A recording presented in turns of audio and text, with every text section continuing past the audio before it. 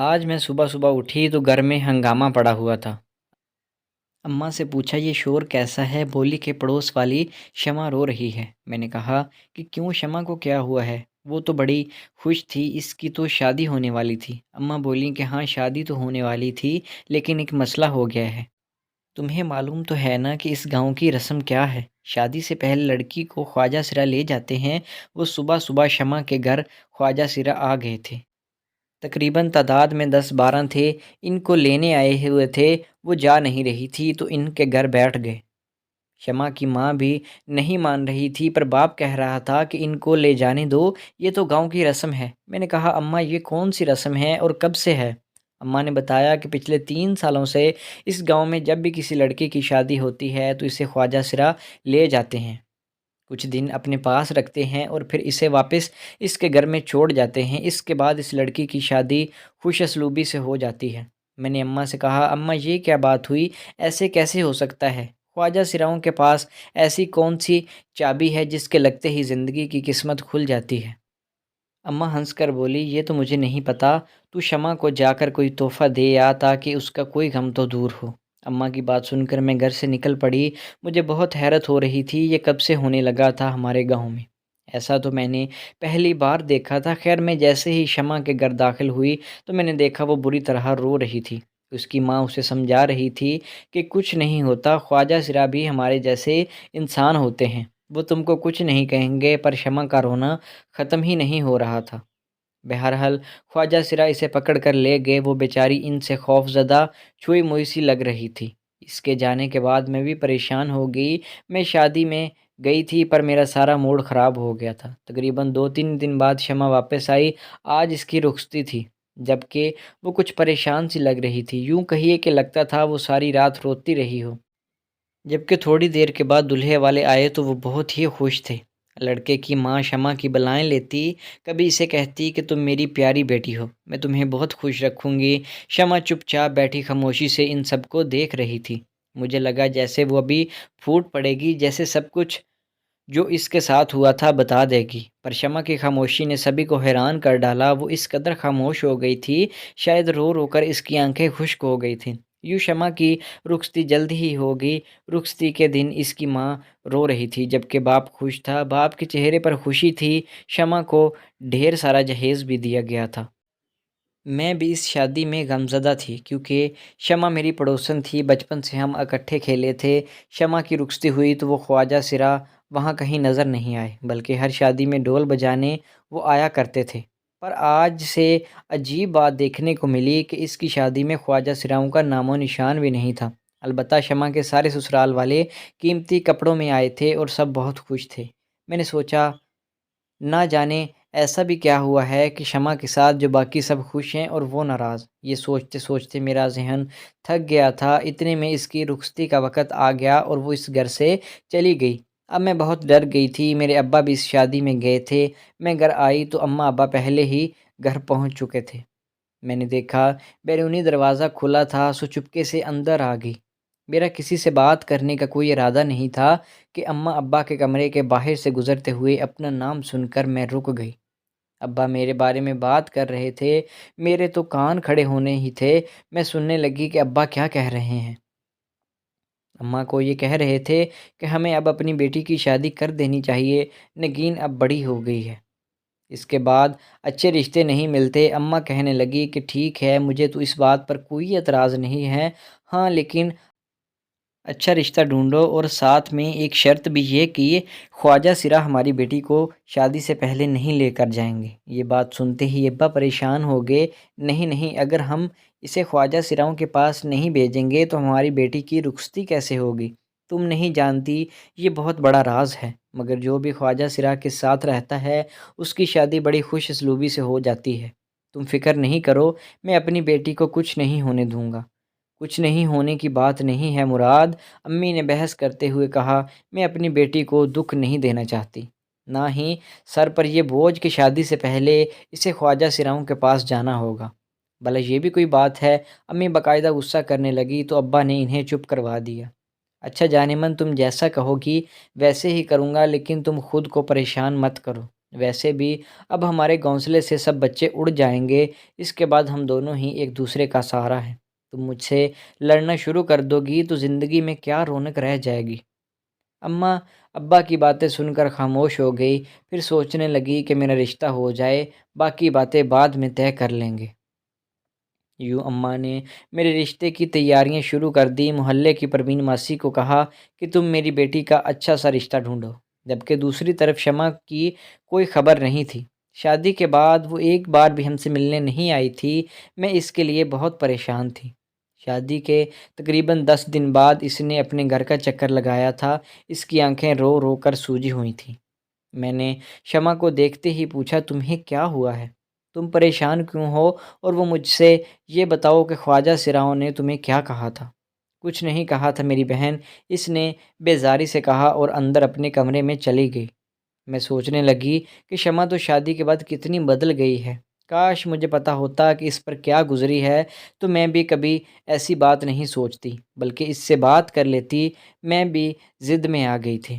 میں نے اماں کو بھی شمع کی برائیاں کیں، کہا کہ وہ تو بہت اکڑ گئی ہے، شادی کے بعد اس نے ہم دوستوں کو تو بالکل بلا ہی دیا ہے۔ اماں بولیں کہ نہیں، ایسا نہیں ہے، وہ شادی کی وجہ سے پریشان ہوگی، اس کی شادی میں وہ خوش نہیں تھی۔ میں نے کہا نہیں اماں، مجھے لگتا ہے یہ سب خواجہ سراؤں کی وجہ سے ہوا ہے۔ اماں نے مجھے اس بات کا کوئی جواب نہیں دیا، مگر اگلی صبح ہمیں خبر ملی جس نے مجھے سارے جواب سارے سوال کے دے دیے تھے۔ ہوا یوں کہ صبح اٹھتے ہی محلے میں شور تھا، دیکھا تو شمع کے گھر کے باہر لوگوں کی لائن لگی ہوئی تھی۔ میں بھی وہاں گئی، پتہ چلا کہ شمع نے زہر کھا کر اپنی جان دے دی ہے۔ وہ ہمیشہ کے لیے اس دنیا سے جا چکی ہے۔ یہ خبر میرے لیے اندوناک تھی۔ سوچا بھی نہیں تھا کہ وہ اتنا بڑا قدم اٹھا لے گی۔ میں اپنے رویے پر پچھتانے لگی۔ شمع اب ہم سب سے دور جا چکی تھی۔ ان باتوں کا کوئی فائدہ نہیں تھا۔ مجھے لگا تھا یہ سب ان خواجہ سراؤں کی وجہ سے ہوا ہے، جو شمع کو شادی سے پہلے اپنے ساتھ لے کر گئے تھے۔ میں اس کے گھر والوں کو کوسنے لگی۔ اگر یہ لوگ ایسا نہیں کرتے تو آج شمع زندہ ہوتی، مگر انہوں نے نہ جانے کیوں گاؤں کی فرسودہ رسم کے پیچھے لڑکی کی جان لے لی۔ اس رسم میں آخر ایسا بھی کیا تھا؟ میں اس جنازے سے واپس آئی تو بہت پریشان تھی۔ مجھے دیکھ کر اماں بولیں، بیٹی کیا بات ہے؟ تم کیا شمع کی لاش دیکھ کر پریشان ہو گئی ہو؟ ہاں اماں، ان خواجہ سراؤں نے ہی کچھ کیا ہوگا، تبھی اس بیچاری نے پریشانی میں خودکشی کر لی۔ نہیں بیٹی، خواجہ سرا اللہ کے نیک لوگ ہوتے ہیں، ان کی بددعا بھی جلد لگتی ہے اور دعا بھی۔ اماں کی بات سن کر میں بھڑک اٹھی، خدا کے لیے اماں اب تو یہ بات کرنا بند کر دیں۔ ایسا ویسا کچھ نہیں ہوتا، اللہ کے ہاں اس کی دعا قبول ہوتی ہے۔ جو 5 وقت نماز پڑھتا، دوسروں کی مدد کرتا، آپ نہ جانے کس زمانے میں رہ رہی ہیں۔ میری بات سن کر اماں بھی خاموش ہو گئیں، پر میں جانتی تھی کہ ان کے دل میں کیا بات ہے۔ پھر دھیرے سے بولیں، بیٹی کہتی تو تم ٹھیک ہو، پر خواجہ سرا اس گاؤں کی رسم ہے۔ ہاں اماں، رسم تو ہے، میں نے کہا، اور پھر اماں نے اگلے ہی دن میرا رشتہ پکا کر دیا۔ اب اماں ایک اور شرط بھی رکھی کہ شادی والے دن خواجہ سرا کو نہیں بلائیں گی، نہ اپنی بیٹی کو ان کے حوالے کریں گی۔ یہ بات انہوں نے پروین ماسی کو بھی بتا دی تھی۔ پروین ماسی ایسے ہی لوگوں کے پاس گئی جو ذرا اس محلے سے باہر ہوتے تھے، سو ان کو اس خواجہ سرا والی رسم کا نہیں پتہ تھا۔ یوں میرے لیے ایک ڈاکٹر کا رشتہ آ گیا۔ ڈاکٹر صاحب کا رشتہ میرے لیے آنا بڑی ہی اعزاز کی بات تھی، پر میں یہ نہیں سمجھی تھی کہ ان کو سب لڑکیاں چھوڑ کر میں ہی کیوں ملی۔ میں تو ان پڑھ تھی، میٹرک پاس تھی، پر شکل و صورت کی اچھی تھی۔ ہو سکتا ہے کہ ماسی پروین نے ہی کوئی چکر چلایا ہو۔ یہ سوچ کر میں خوش ہو گئی۔ ڈاکٹر تو بہت بڑا ہوتا ہے، اس کا عہدہ سب سے اچھا عزت دار ہوتا ہے۔ میں اپنی شادی کے لیے بہت خوش تھی، مگر اماں نے مجھ سے کہہ دیا تھا کہ میں تمہیں خواجہ سراؤں کے حوالے نہیں کروں گی۔ ابا کو بھی اب بات سے اس سے کوئی اعتراض نہیں تھا۔ میں سوچ رہی تھی کہ شاید ابا ضد کریں گے، کہیں گے کہ تم اپنی بیٹی کے لیے گاؤں کی اتنی پرانی رسم کو توڑ رہی ہو، پر اب سمجھ آئی تھی کہ ابا بھی ڈاکٹر صاحب کو دیکھ کر مرعوب ہو گئے تھے۔ ابا نے کہہ دیا تھا کہ جیسے ڈاکٹر صاحب چاہیں گے ویسے ہی ہوگا۔ پر شادی سے 2 دن پہلے ابا کا موڈ بالکل بدل گیا تھا۔ ابا کہنے لگے کہ خواجہ سراؤں کے بغیر یہ رسم کرنا ممکن نہیں ہے، گاؤں کے لوگ مجھے باتیں کریں گے۔ اماں نے کہا کہ اگر تم نے ایسی بات کی تو میں بیٹی کو رخصت کرنے کی بجائے گھر سے بھگا دوں گی، پر اس کی شادی اس طرح نہیں کروں گی جس میں خواجہ سراؤں کی نحوست شامل ہو۔ ابا انہیں کہنے لگے کہ استغفار کرو، ایسی بات نہیں کرتے، وہ بھی اللہ کی مخلوق ہیں۔ اماں نے ابا کو صاف صاف سنا دی کہ میں ایسا کچھ نہیں کروں گی جیسا تم سوچ رہے ہو۔ اس لیے اماں نے مجھے کہہ دیا کہ میں تمہیں خواجہ سراؤں کے پاس لے جانے کی بجائے براہ راست اسی ڈاکٹر کے پاس پہنچا دوں گی، نکاح کے بعد میں زیادہ دیر نہیں کروں گی۔ پر ابا کی بھی پوری نظر مجھ پر تھی۔ یوں شادی والا دن آ گیا، یعنی میرا نکاح ہو گیا۔ 2 دن بعد میری رخصتی ہونا تھی۔ مجھے بہت ڈر لگ رہا تھا کہ رات کا وقت تھا، مجھے عجیب سا محسوس ہونے لگا۔ میں نے سوچا کہ زندگی تو ایک ہی بار ملتی ہے، ہو سکتا کہ میرے بعد بہت ساری اور بھی لڑکیاں ایسی ہوں جن کے اوپر خواجہ سراؤں والی آزمائش آئے۔ کیوں نہ میں اپنی قربانی دے دوں، کیوں نہ میں آج کی رات دیکھ ہی لوں کہ آخر خواجہ سرا دلہن کو اپنے ساتھ لے جا کر کیا کرتے ہیں، جسے لڑکی اتنی خوفزدہ ہو جاتی ہے کہ وہ خودکشی کر لیتی ہے۔ میں نے اپنے دل میں پکا ارادہ کر لیا تھا۔ تھوڑی دیر کے بعد ابا مجھ سے ملنے آئے۔ میں جانتی تھی کہ ابا کا کیا ارادہ ہے۔ ابا مجھے خواجہ سراؤں کے ساتھ بھیجنا چاہتے تھے۔ ابا کمرے میں آئی، میں نے کوئی اعتراض نہیں کیا۔ مجھ سے بولے، بیٹی کہ تم میری لاج رکھ لو، میں تمہیں بس اتنا کہنا چاہتا ہوں کہ میری زندگی میں بہت سارے عجیب و غریب واقعات ہوئے ہیں، اور یہ انہی میں سے ایک ہے جس کی وجہ سے مجھے خواجہ سراؤں کی برکت پر یقین ہے۔ تم ان لوگوں کے ساتھ جاؤ، یہ تمہیں کچھ نہیں کہیں گے۔ تمہاری ماں خواہ مخواہ وہم کرتی ہے، وہ ابھی سو رہی ہے، تمہیں کچھ نہیں کہہ سکے گی۔ میں تمہیں پہنچا آتا ہوں۔ ابا کی بات پر میں یکدم خوش ہو گئی۔ ابا کو بھی لگنے لگا تھا شاید میں ان کی بہت فرما برداری کر رہی ہوں۔ ان کی بات مان لی، لیکن دراصل مجھے خود تجسس ہو رہا تھا۔ ابا نے مجھے کالی چادر اوڑھنے کو دی۔ خواجہ سرا باہر ہی کھڑے تھے، سو انہوں نے مجھے اپنے ساتھ لیا اور ایک گاڑی میں بٹھایا، اور باقی خواجہ سرا پیدل ہی چلنے لگے۔ سب شور کر رہے تھے۔ مجھے تو یہ سمجھ نہیں آ رہا تھا یہ مجھے لے کر کیا کریں گے، اور ایسا بھی شمع کے ساتھ کیا ہوا تھا کہ اس نے خودکشی کر لی۔ آدھے رستے میں گاڑی ایک جگہ رکی۔ یہ گاڑی بھی آہستہ آہستہ چل رہی تھی، اتنی آہستہ کہ باقی خواجہ سرا اس گاڑی کے ساتھ چل رہے تھے۔ ایک جگہ رک کر مجھے ایک جھونپڑی نظر آئی۔ سب خواجہ سرا اس جھونپڑی کے اندر جانے لگے۔ میں نے غور سے دیکھا تو وہ جھونپڑی نہیں بلکہ ایک بڑے سے گھر کا چھوٹا سا معمولی سا دروازہ تھا۔ آگے ایک بہت بڑا کھلا گھر تھا جو کہ درختوں کی اوٹ میں چھپا ہوا تھا۔ میں اندر گئی تو میری نظر ان درختوں بھرے گھر پر پڑی۔ میں حیران ہو گئی تھی، پھر سوچنے لگی اگر خواجہ سرا اتنے ہی برے ہوتے تو وہ شمع کو خود کیوں نہ مار دیتے؟ شمع نے خودکشی کی ہے، اسے کسی نے مجبور تو نہیں کیا۔ میں یہی سوچ رہی تھی کہ ایک خواجہ سرا میرے پاس آیا، اس کا نام نور تھا۔ بولا کہ میرے ساتھ چلو، میں تمہیں تمہارا کمرہ دکھاتا ہوں جہاں تم نے 2 دن رہنا ہے۔ میں حیران تھی کہ مجھے یہاں 2 دن رکھ کر یہ لوگ کیا کریں گے۔ خیر مجھے کھانا پینا کھلایا گیا۔ اس کے بعد مجھے نیند آ گئی۔ میں نے کہا کہ میں سونا چاہتی ہوں، مجھے ان لوگوں نے کوئی تکلیف نہیں دی۔ کہا تم آرام سے سو جاؤ۔ میں سو کر اٹھی تو پورے گھر میں خاموشی سی تھی۔ لگ رہا تھا جیسے پورے گھر میں اندھیرا چھا گیا ہو، یا یہ لوگ کہیں چلے گئے ہوں۔ میں اپنے بستر سے اٹھ کر باہر آئی تو دیکھا سبھی خواجہ سرا صحن میں چارپائی ڈال کر سو رہے تھے۔ یہ لوگ دن کو سوتے اور رات کو یعنی مغرب کے وقت بھیک مانگتے یا پھر رقص کرنے باہر نکلتے تھے۔ آج مجھے ان کی ایک ایک بات سمجھ آ رہی تھی۔ خیر میں وہیں پر بیٹھی رہی، کیونکہ مرکزی دروازہ بند تھا، میں ان لوگوں کو جگا بھی نہیں سکتی تھی۔ اس طرح بیٹھے بیٹھے تقریباً شام ہو گئی۔ اب میں بور ہونے لگی۔ ان لوگوں کو سوئے ہوئے 2-3 گھنٹے گزر چکے تھے، جبکہ میرا ذہن تھک گیا تھا۔ میں اندر گئی، مگر ایک کمرے میں جیسے ہی پہنچی تو میرا نظر ان لوگوں پر پڑی جن کی تصویریں یہاں دیوار پر چپکا رکھی تھیں۔ میں نے دیکھا اندر ایک دفتر بنا ہوا تھا جس میں بڑی بڑی تصویریں لگی ہوئی تھیں، اور ان میں سے سب سے زیادہ حیران کرنے والی بات یہ تھی کہ ان میں سے ایک تصویر میرے ہونے والے شوہر کی بھی تھی۔ میں نے اپنے شوہر کو شادی سے پہلے 1-2 بار ہی دیکھا تھا، پر ان کی صورت میرے دل میں بس گئی تھی۔ ابھی میں ان سب کو حیرت سے دیکھ ہی رہی تھی کہ باہر شور سا ہوا۔ سب خواجہ سرا ایک دم سے اٹھ گئے، جبکہ وہ بڑا گروہ جس کے پاس سب لوگ اکٹھے تھے وہ تالی بجا کر سب کو اکٹھا کرتا اور کہتا کہ جلدی سے گھر کی صفائی کرو، بڑے صاحب آ رہے ہیں، ان کے لیے یہ کمرہ تیار ہونا چاہیے۔ میں بھی خاموشی سے کھڑی یہ سارا تماشا دیکھ رہی تھی۔ میں کسی سے جاننا چاہتی تھی کہ مجھے یہاں کیوں لایا گیا ہے۔ میں نے باہر جھانک کر دیکھا تو باہر ایک بڑی سی کالی گاڑی کھڑی تھی۔ یہ گاڑی وہی تھی جو میرے شوہر یعنی میرے سسرالی شادی سے پہلے لے کر ہمارے گھر آئے تھے۔ میرے ابا ان کو استقبال کرنے باہر گئے تھے۔ میں نے چپکے سے کھڑی یہ گاڑی دیکھ لی تھی۔ میں یہ دیکھ کر حیران تھی کہ اتنی بڑی گاڑی یعنی میرے شوہر کے جیسے گاڑی یہاں کھڑی کیا کر رہی تھی۔